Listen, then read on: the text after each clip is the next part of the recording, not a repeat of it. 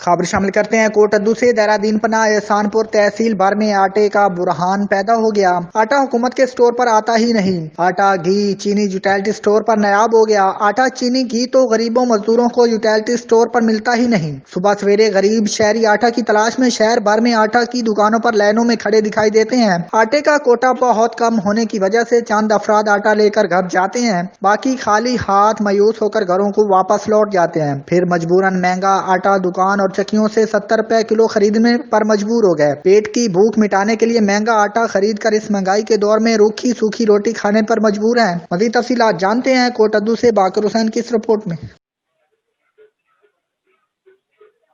जी बिल्कुल, इस वक्त मैं मौजूद हूँ कोटद्दू देहरादून पना में। जैसा कि देहरादून पना में आटे का बहरान हो गया, पूरी तहसील भर में आटे का बहरान है, आटा नहीं मिल रहा। और हमारे साथ शहरी एहतजाज की, इनसे बात करते हैं। जी बताइए कि आटे का क्यों बहरान है?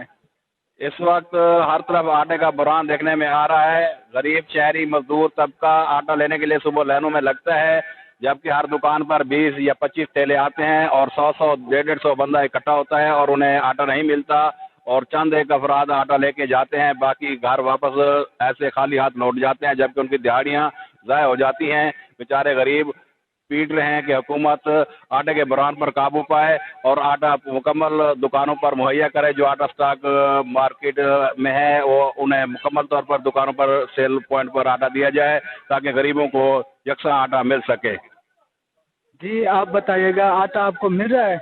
आटा नहीं मिलता सही, असा परेशान है। गरीब बंदे हैं, बैठे थे मजदूरी करने यहाँ, बड़े परेशान है। बच्चे भूखे रहे वेदन, असा कई वेले चावल ही ज्यादा महंगे हैं। नट्टे तो ही इतनी परेशान है, धक्के देने लोग साकू बुढ़े बंदे हैं, इतनी परेशान है हद तो ज्यादा। हुकूमत को शनाख्ती कार्ड है वो भी सारे गल वेदन, वो ही नहीं वापस बोलते।